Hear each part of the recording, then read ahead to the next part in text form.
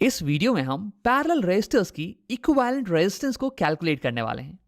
देखो, मेरा मतलब ये है कि अगर तुम्हें कुछ रेजिस्टर्स दिए हुए हों पैरेलल सर्किट में और ये कनेक्टेड हो किसी V वोल्ट की बैटरी से, तो ये फिर करंट कितनी फ्लो कर रही होगी इस सर्किट में, ये पता कैसे लगाएं। तो अगर V दिया हुआ हो, R दिया हुआ हो और तुम्हें करंट की वैल्यू निकालनी हो तो तुम ओम्स लॉ का इस्तेमाल करोगे। लेकिन यार, यहाँ ओम्स लॉ में किस R की वैल्यू तुम डालने वाले हो? यहाँ तो दो दो रेजिस्टर्स है ना। तो इसके लिए हम इन दोनों रेजिस्टर्स को रिप्लेस कर देने वाले हैं एक सिंगल इक्विवेलेंट रेजिस्टेंस से। और ये रेजिस्टर कुछ ऐसा होगा कि सर्किट में इसके कारण कोई भी चेंज नहीं आने वाला है। बिल्कुल सेम अमाउंट का करंट अभी भी निकलने वाला है जो कि पहले निकल रहा था।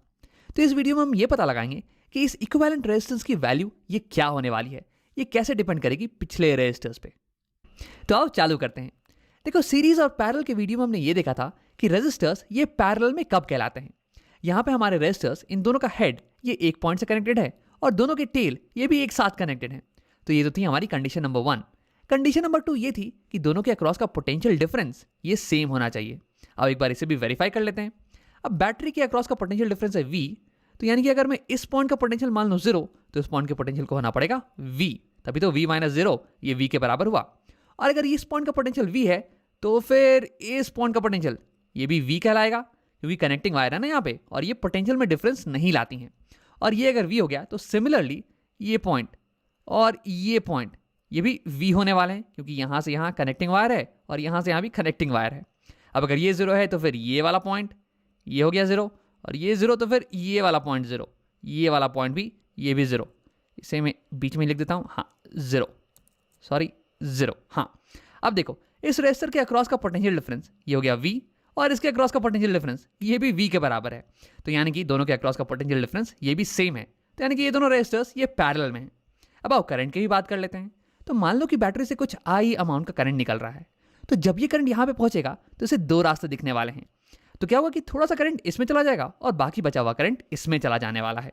तो मैं लिखूंगा I1 करंट कुछ चला गया इस ब्रांच में और बाकी जो बचा हुआ करंट था I2 मान लो ये चला गया इस ब्रांच में। फिर I1 यहाँ से आएगा और I2 यहाँ से आएगा और दोनों मिलके मुझे I करंट ये वापस दे देने वाले हैं, करंट I। अब देखो, करंट ये तो बस इलेक्ट्रॉन का फ्लो होता है ना। तो इलेक्ट्रॉन जब यहाँ पे आएंगे तो कुछ इलेक्ट्रॉन्स यहाँ चले गए और बाकी इलेक्ट्रॉन्स यहाँ चले जाने वाले हैं। और इलेक्ट्रॉन्स यहाँ रजिस्टर में इकट्ठा तो होंगे नहीं, यानी कि जितने इलेक्ट्रॉन आए थे उतने इलेक्ट्रॉन निकलने वाले भी हैं। और ये दोनों मिलके मुझे equal number of electrons they देंगे, यानी कि इक्वल अमाउंट ऑफ करंट। तो देखो, मैं यहाँ से ये देख रहा हूँ कि I1 प्लस I2 ये बराबर हो रहा है I के। तो अब इसे भी लिख लेते हैं, I1 प्लस I2 ये बराबर हो गया I के। अब वैसे यहाँ पे डायग्राम में बहुत ही खिचपिच हो गया है, तो और थोड़ी सी सफाई कर लेते हैं। हाँ, तो मुझे यहाँ पे दिख रहा है कि इस रेजिस्टर के अक्रॉस का पोटेंशियल डिफरेंस ये V के बराबर और इसकी वैल्यू है R1। तो यानी कि मैं इसमें ओम्स लॉ का इस्तेमाल करके इसमें बहने वाले करंट की वैल्यू कैलकुलेट कर सकता हूँ। देखो, ओम्स लॉ हो गया V equal to IR, R पता है V पता है तो I कैलकुलेट कर सकते हैं। दोनों साइड अगर मैं R से डिवाइड कर दूं तो मेरे पास आ जाएगा I is equal to V by R। अब अगर मैं इस R1 के लिए करूं ऐसा, तो R1 के अक्रॉस का पोटेंशियल ये है V और इसकी वैल्यू है R1, यानी कि V बाई R1 ये हो जाएगा I1 के बराबर। तो यहाँ लिख लेते हैं I1 ये V बाई R1 के बराबर है। सिमिलरली I2, इसके लिए मैं लिखूंगा इसके अक्रॉस का potential V divide by resistance की वैल्यू R2। तो V बाई R2 ये हो गया I2 के बराबर और इन दोनों का सम ये मुझे I दे देने वाला है, नेट करंट। अब आओ इन रेजिस्टर्स को हम रिप्लेस कर देते हैं एक सिंगल रेजिस्टर से।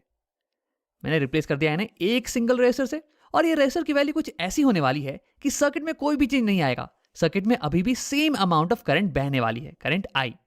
अब आओ इसके लिए ओम्स लॉ को लिखते हैं। तो देखो, इसके अक्रॉस का पोटेंशियल डिफरेंस ये भी V के बराबर होने वाला है और उसमें कुछ I करंट बह रही है। तो यानी कि मैं इसकी मदद से, ओम्स लॉ की मदद से मैं I की वैल्यू को कैलकुलेट कर सकता हूँ। I is equal to V by R। इसके अक्रॉस का पोटेंशियल हो गया V और इसकी रेजिस्टेंस ये मैंने डिनोट कर दी है RP से। तो I बराबर हो जाएगा V बाई RP। तो यानी कि मैं यहाँ पे लिखने वाला हूँ I के जगह पे V बाई RP। अब देखो, V by RP is equal to V by R1 plus V by R2। तो मैं दोनों साइड अगर V से डिवाइड कर दूं तो ये V कैंसिल आउट हो जाने वाला है और मेरे पास फाइनली आने वाला है 1 by RP is equal to 1 by R1 plus 1 by R2। और इसकी मदद से मैं RP की वैल्यू कैलकुलेट कर सकता हूं। तो अगर तुम्हें कुछ रेजिस्टर्स पैरेलल में दिए हुए हों तो तुम उन्हें रिप्लेस कर सकते हो एक सिंगल रेजिस्टर से, एक सिंगल इक्विवेलेंट रेजिस्टर से, जिसके कारण कि सर्किट में कोई भी चेंज नहीं आएगा। अब इसकी वैल्यू ये हम कैलकुलेट करने वाले हैं इस फॉर्मूले की मदद से, 1 by RP is equal to 1 by R1 plus 1 by R2। अब देखो यहाँ पे तो हमने इस फॉर्मूले को डिराइव किया है केवल 2 रजिस्टर के लिए, लेकिन जरूरी नहीं है कि यहाँ पे केवल 2 ही रजिस्टर हो सकता है यहाँ पे 3 या 4 रजिस्टर हो, लेकिन फॉर्मूले में कोई भी अंतर नहीं आने वाला है, बस टर्म्स कुछ ऐड हो जाने वाले हैं। जैसे कि फॉर एग्जाम्पल अगर यहाँ पे एक और रजिस्टर होता पैरेलल में R3, तो देखो इस बार जो करंट है ना ये अब 3 ब्रांचेस में डिवाइड हो जाने वाला है, I1, I2 और I3। तो यहाँ पे हम लिख देंगे I is equal to I1 plus I2 plus I3, और I3 की वैल्यू हम कैलकुलेट कर लेने वाले हैं ओम्स लॉ की मदद से। I3 ये बराबर हो जाएगा पोटेंशियल, अब देखो क्योंकि ये भी पैरेलल में है तो इसके अक्रॉस का पोटेंशियल ये भी सेम रहने वाला है V के बराबर, और रेजिस्टेंस जो खैर R3 है, तो यानी कि I3 की वैल्यू हो जाएगी V बाई R3। और इस फॉर्मूले में हम V को अगर कैंसिल करेंगे तो फाइनली हमारे पास निकल के आने वाला है 1 by RP is equal to 1 by R1 plus 1 by R2 plus 1 by R3। अब वैसे ही अगर 4-5 और रजिस्टर हो जाएं तो उन सब के लिए एक अलग अलग टर्म यहाँ पे ऐड हो जाने वाला है, लेकिन फॉर्मूला बिल्कुल ही सिमिलर रहेगा। अब आओ इसी कॉन्सेप्ट पे एक सवाल बना के देख लेते हैं। तो मैं इससे हटा देता हूँ, ये हो गया हमारा सवाल। हमें दिया हुआ है 2 रजिस्टर्स जो कि पैरेलल में कनेक्टेड हैं, एक की वैल्यू 20 ओम्स और दूसरे की वैल्यू 60 ओम्स, और ये पैरेलल में कनेक्टेड हैं एक 3 वोल्ट की बैटरी के अक्रॉस, और हमें पता लगाना है कि सर्किट में करंट कितना फ्लो करने वाला है। तो क्यों नहीं तुम वीडियो को एक बार पॉज करो और इसे खुद से बनाने की कोशिश करो। देखो खुद से बनाने में बड़ा ही मजा आता है। अब अगर तुमने ट्राई कर लिया है तो आप देखते हैं। देखो ये रजिस्टर्स हैं पैरेलल में, तो मैं इन्हें रिप्लेस करने वाला हूं एक इक्विवेलेंट रजिस्टर से, जिसके कारण कि सर्किट में कोई भी चेंज नहीं आना चाहिए। और इसकी वैल्यू कैलकुलेट करने के लिए मैं इस फॉर्मूले का इस्तेमाल करने वाला हूं, 1 by RP is equal to 1 by R1 plus 1 by R2। तो बाबू इसे कैलकुलेट करते हैं।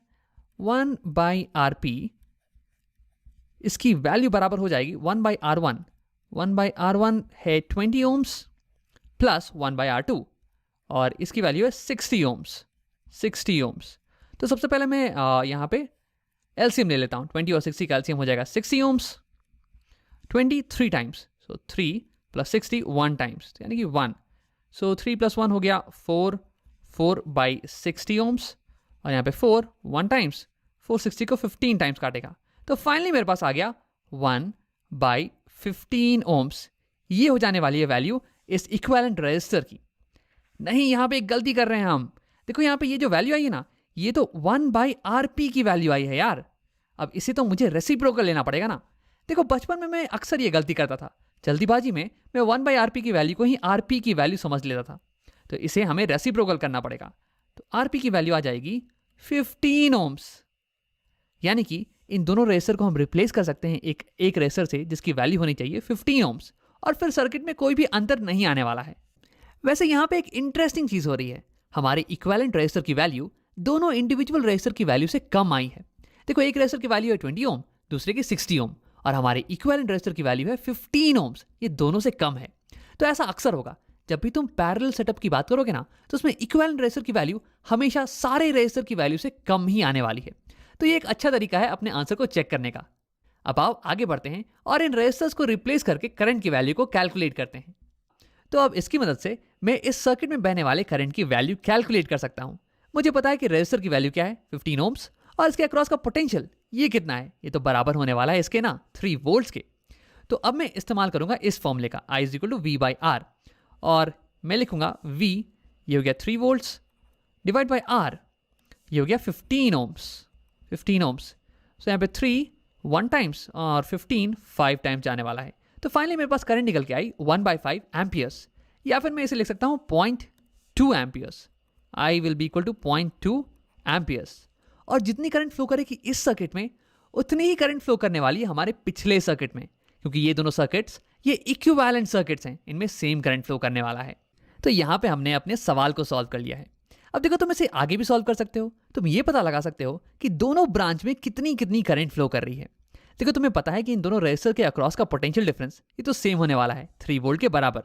और उसके बाद फिर तुम ओम्स लॉ का इस्तेमाल करना और I1 और I2 की वैल्यू को कैलकुलेट कर लेना। लेकिन मैं इसे यहाँ पे नहीं कर रहा हूँ, तुम इसे खुद से करके देख लेना। अब आओ इस वीडियो को यहीं पे खत्म करते हैं। इस वीडियो में हमने देखा कि कैसे कुछ रेजिस्टर्स जो कि पैरेलल में कनेक्टेड हैं, उन्हें हम रिप्लेस कर सकते हैं एक सिंगल रेजिस्टर से, इक्विवेलेंट रेजिस्टर से। और इक्विवेलेंट का मतलब होता है कि बराबर, मतलब कि इसके कारण सर्किट में कोई भी चेंज नहीं आने वाला है, सर्किट में बराबर अमाउंट ऑफ करंट निकलने वाली है। और हमने ये भी देखा कि इसकी वैल्यू कैसे कैलकुलेट करते हैं। इसकी वैल्यू हो जाएगी 1/RP is equal to 1/R1 plus 1/R2 plus 1/R3।